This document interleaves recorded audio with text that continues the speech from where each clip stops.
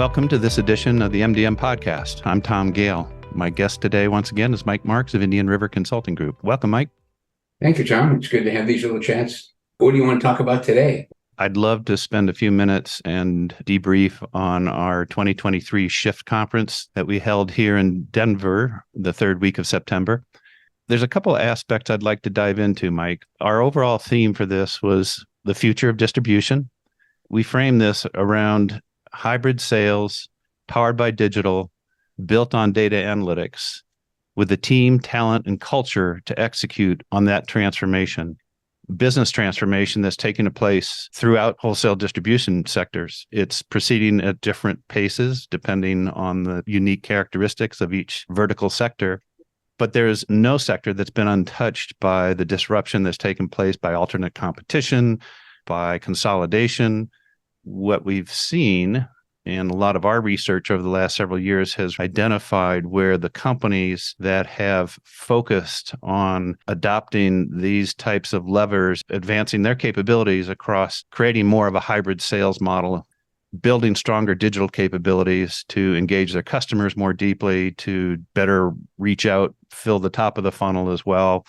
And then finally, and this is the element I think that's starting to emerge, and particularly with the fuel given it by AI, this whole aspect around data analytics. Those concepts we framed last year in our Shift conference. This year, we really upped the element of the team, talent, and culture. I think it just reflects where we are in this cycle coming out of 2020.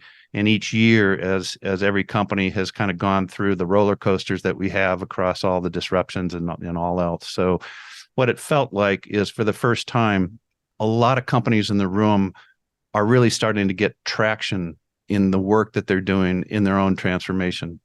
This one was a lot different than the one the prior year, because last year we threw a lot of those things out, but everybody was still sort of looking at it as what do I need to do first? Or everybody's still looking at things as projects. What was really interesting in this one, and it'd be interesting to actually pull the data together, a lot of the people that were there have been to multiple of these conferences. What was interesting to me is that they're not talking about discrete events anymore. They've actually sort of what we were talking about, North Star, in terms of where they want to go. They put all these pieces together in order, and they're actually spending money. I mean, a lot of the conversations at the tables were people we still had a bunch of people that were just starting, and they had sort of a little bit of shock and awe and excitement and like, oh my gosh, I can't believe all this has been going on. But the folks that have been there before, comparing notes about where's the low hanging fruit? I've got this whole thing. I got to build the tech stack. I got to do all these other things. I think we really knocked it out of the park on the culture part, in terms of how do you get past all the touchy feely, and how do you build a strong workforce that's going to make you very valuable to your customers. So people tied a bunch of pieces together this time.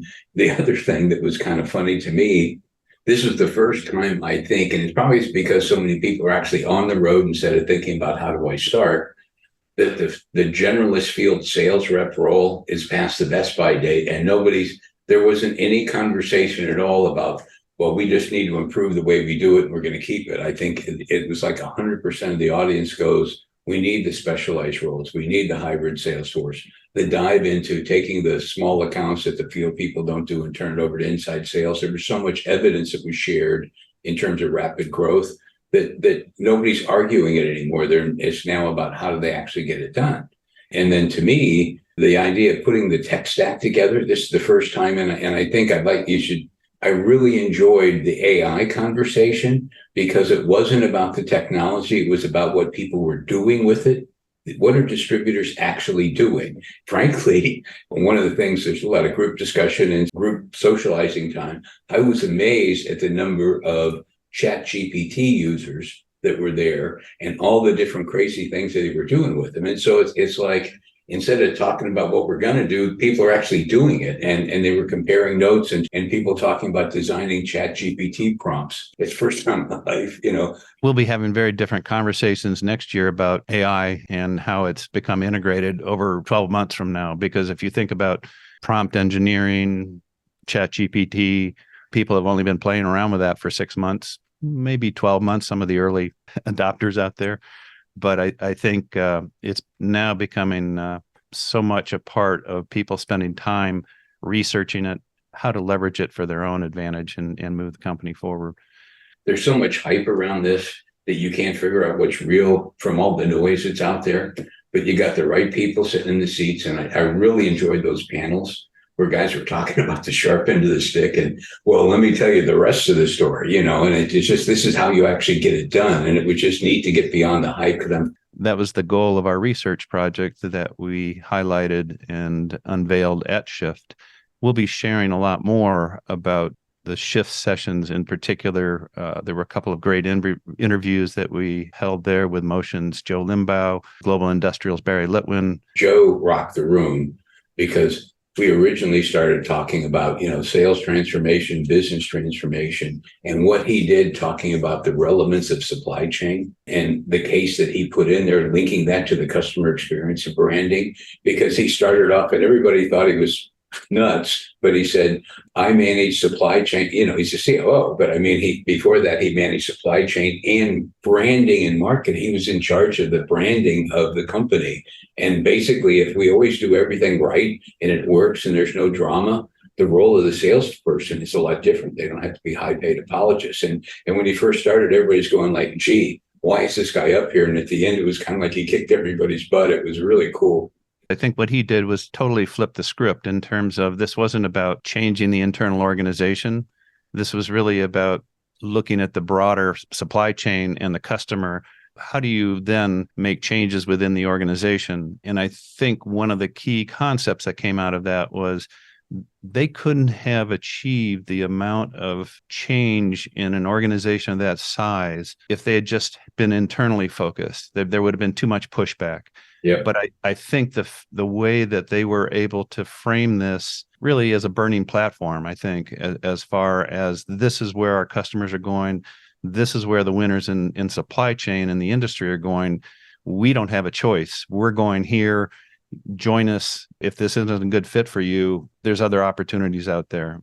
I'm making it sound a little bit more callous, but not much. Really was a stake in the ground that they didn't budge on, I think, which really spoke a lot, I think, in terms of the leadership commitment there to make it happen.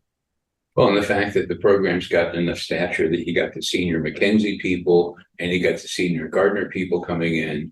What they basically did was really interesting with what the McKinsey people talked about in terms of what's the business worth, talking about distributors worth 2x what another distributor of the same revenue. A big part of it linked back to what Joe Limbaugh was talking about. It was really interesting, that whole idea of sell what you stock instead of stocking what you sell.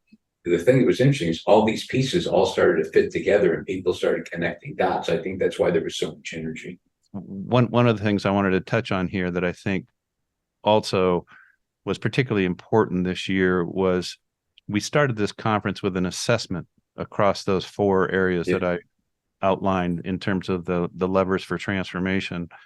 And we gave people 2 hours to talk through and assess where they are in their sales process, where they are in their digital, where they are in data analytics, and also in their culture and teams. That gave people a baseline to absorb a lot of this information and tie it together in ways that I think we haven't been able to do before. That assessment piece was a really critical piece to kick this conference off. Yeah, well, and I rode back to the airport with a couple of folks, and they actually said, that really saved me because, if you walk in there cold to a Shift conference, it's like a drink from a fire hose because there's so much content. But they said, this is the one thing in my assessment that they did before it started. This is what I needed to focus on first. And so it helped them figure out who they were going to hang out with. I don't think they appreciated it until they got to the end. It was kind of like it almost gave them a libretto for how do you get the most out of the conference. As you look at 2024, Mike, and coming away from your conversations at Shift, what were your thoughts about how people are going to do some things differently in the year ahead?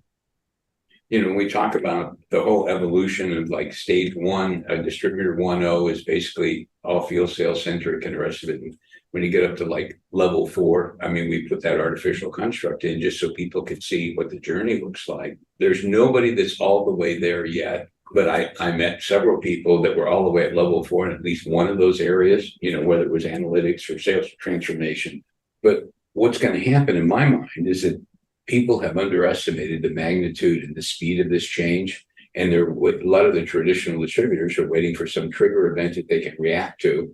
And if they're waiting for some trigger event and they're not actually starting, by the time they figure out they have a trigger event, like losing a key supplier or losing a couple of key customers, it's going to be too late to do anything because the customers want the experience they want. They want a frictionless experience. And when you looked at what Maria Bolden did, with Gardner and some of these other things that were coming through, some of the really cool breakouts you had on segmentation and the rest of it, by the time they figure it out, they're going to end up being asset purchases by the people that did figure it out. And so, it's always survival of the fittest. What people forget is when we talk about consolidation, if you look it up in Webster, it means to make stronger. I think the industry is going to be stronger. Distribution is growing faster than GDP. We've got a really great future in terms of where it's going. But the old school guys, it's dead man walking in some cases. Yeah, I'm going to finish this up on a little bit more positive note, maybe than your last comment there, Mike. I think one of the key things, and I'm not just attributing this to Shift, although I think that we provided a really good platform for this, but I think this is just part of what's taking place in this second half of 2023. We're at this place in this industry transition that we're going through, and after we've gone through all the ringer of the pandemic, what people are finally able to start putting in place is this vision of a future that's clearer than it's been in the last 3 to 4 years, ever since March of 2020. And I think that's I'm in violent agreement with you because it's clear. Yeah, and I think that's one of the key pivot points that we were able to leverage at Shift by bringing all of this community together, all of the content that we were able to bring together in one place. I think it just reflects that we are at this stage where people are able to form more definite visions about where they want to take their company in the next 2 to 3 years. And I think that's critical based on the disruptions aren't going away. Right. The uncertainties that AI is going to present aren't going to go away, but also the potential of AI is also going to grow. So I believe with all the uncertainty and disruption that's just going to be part of normal life going forward, I still think that a lot of companies have figured out what the pieces they need to work on to get to a vision for where their company is going to be able to be healthy and compete really well going forward. And if you go all the way back to like early 2000, one of Adam Fein's, who's the NAW First Research Fellow, he said, with what's coming up ahead of us, you either need to get big, get focused, or get out. If they don't do one of those first two things, they're going to find it to be a little more challenging environment. But I think the upside for the industry as a whole and the viability is stronger than it's ever been. Mike, thanks for the conversation. Look forward to the next one. It's always fun, Tom. Have a great day. See ya.